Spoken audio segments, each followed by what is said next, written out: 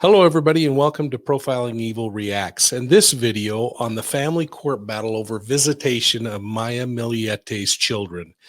It's between her husband, Larry Millete, and Maya's parents. Is this thing about protecting the children or punishing the grandparents? Well, that's right, folks. Larry Millete responded to a request for partial custody of the Millete children by May's parents. They live in the Moreno Valley area, which is just east of Los Angeles, about an hour and a half north of the Millete home in San Diego. Now, Larry's 9-page response was filed in the Superior Court of California in San Diego County. And in the document, Larry accuses his in-laws of everything from drunkenness and child neglect to creating a secondhand smoke hazard from chain smoking. I hope that you'll take a moment, hit that like and the subscribe button, and ring the bell if you like to receive notifications on videos like this one. I hope that Profiling Evil is proving to be the most unbiased overview that you watch. We try to do it this way because we believe you're smart enough to develop your own theories on what happened in these true crime cases. Well, let's talk about the Millete case. After Maya Millete's family requested the court visitation of Maya's children every other weekend a few days back, Richard fought back. Now, if some of the things that he declares in the 9-page response that his attorney filed with the court are accurate, he might have good reason to push back. But on the other hand, Larry Millete's silence over his wife's disappearance these past 8 months has caused a lot of concern among family members and the community at large. People like San Diego family law attorney Anton Gergui, who recently remarked in a CBS 8 news story that Larry Millete is, quote, going guns blazing and trying to come up with every reason he can think of to say that visitation is a bad idea, close quote. Anton, if I massacred your name, please forgive me. You fairly represented what each of us are thinking, though. This attorney is not affiliated with the case, but he feels like Larry Millete's response is incredibly over the top and one of the most aggressive declarations that he's read in quite a while. Well, let's take a look at the opposition of request for order that Millete's parents are filing to see if there are things that stand out as troubling or interesting. First, Millete told the court that he, Maya, and his parents have cared for the children since birth, citing and pointing out that Maya's parents only see the children on major holidays, and even then, not very often. He argues that Maya's parents didn't even talk to the children on Facebook, on FaceTime or Skype, anything virtual. Now, I don't know how accurate that is. But I personally was uncomfortable when Larry stated that his daughters don't feel comfortable around Richard or Mary Chris. Mary Chris is Maya's sister. Larry accuses Richard of getting drunk daily and that he's been in trouble with the law. You know, I'm feeling really compelled to say that I've talked with Richard and Mary Chris on a number of occasions. You've seen them both on this show a number of times. I've never had a time when I thought they appeared intoxicated. Could it happen? Certainly. But I've watched video after video of them searching around for Maya on the weekends. They're the ones that are out there looking for May. They didn't appear drunk then. And, you know, I'm just really uncomfortable with this notion. But I'm most uncomfortable with Larry placing this judgment on his daughter. In Larry's defense, he does say that he isn't comfortable with Richard being with his children without some form of supervision. Larry leveled allegations that May's parents don't speak English very well and that would be detrimental to his children. Again, I've got a little challenge on this one. I've seen so many families who have overcome verbal communication challenges with nonverbal exhibitions of love, such as hugs, kisses, and endearing looks. Small children seem to understand this form of communication much better than we do as adults. That language barrier may not be as bad as it seems.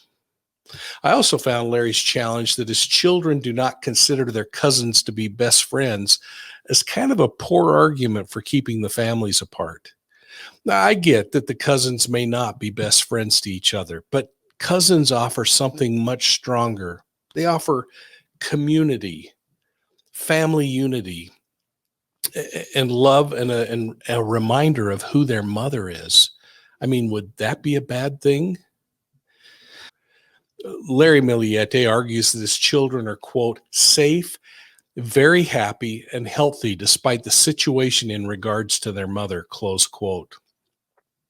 I'm going to reread that and let it sink in a little bit. He said the children are safe, very happy, and healthy despite the situation in regards to their mother. How on earth is this even accurate? Are these kids in counseling? Are they being given an opportunity to speak with family members and ask questions? Are they allowed to participate in trying to locate their mother? I'm really troubled by Larry's comment, quote, not seeing the maternal side is not harming the children at all. They live full, healthy, and busy lives as usual, and it's normal for them, close quote. What on earth does that mean? Is life without answers to their mother's sudden disappearance healthy and normal? Come on. Now, in point 16 of Larry's response, I found something that I actually agree with. Millete states, quote, I offered via my attorney that May's parents can come and visit our children for 2 or 3 hours at my residence or at the park, which is at a close proximity to our home. He goes on and says, I didn't hear anything back until their conditions of basically getting custody of the children every other weekend, which he says is absurd and totally not the normal routine of the children, close quote. This does seem like Larry is extending an olive branch and trying to find a way in which he could comfortably let their children visit grandma and grandpa in a controlled way. Now, it may have only been a one-time offer, but at least it's a start. The courts are going to have to process this and figure out how to deal with it, but there is a solution. It's called a guardian ad litem. The guardian, usually an attorney, represents the child, their wishes, and their best interests. This guardian ad litem can establish visitation with a third party overseeing the safe transfer of the child from one side to the other, keeping everything fair and equal. In this case, Larry Millete has offered, according to court documents, visitation for a few hours on a weekend at the Millete home or in a nearby park. Perhaps this is a starting point, and the court could order Millete to actually allow these visits to occur, perhaps even supervised.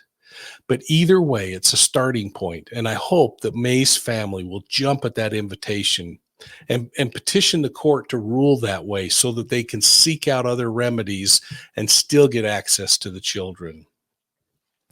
Now, on the advice of their attorney, Mary Chris and Richard provided no comment on Larry's declaration. They are going to just sit back and wait for a mediation hearing, which has been scheduled for next week in Chula Vista. Their attorneys have asked for the court to allow them to publish a summons to notify everyone of that family court case date in a local newspaper, thinking that if Maya is alive, that she would get notice of that. Well, in their application for publication with the court, the attorneys also provided a list of all the locations that volunteers have searched for Maya Millete since she went missing 8 months ago. I thought I'd plot this out for you to see, especially anyone who truly believes that Richard Droulet is a drunk sitting at home every day. You know, this mother of 3 has now been missing for 8 months, but Mary Chris and Richard have put together 51 searches, 51 different sites that have been identified since January 7th and searched. It's been 244 days since May disappeared, according to police reports. Mary Chris and Richard have organized and participated in those searches. That's one search every 4.8 days. I charted all the locations of the searches and the route that the Druliettes would have had to have traveled in order to accommodate this. It represents thousands of miles they've driven. So here's my question for you. Do you believe the allegations being lodged against May's family by Larry? Do you agree or disagree with his concerns that he's levied? How do you feel about him offering visits near the San Diego home rather than weekend custody on every other weekend? I'm going to be watching for your comments below, so thanks for weighing in. And if you found this video to be informative and helpful, please click on that like and subscribe button. Make sure that you ring the bell so that you get all of our notifications on videos like this one. And thanks for supporting us at Profiling Evil. We'll see you soon at the next crime scene.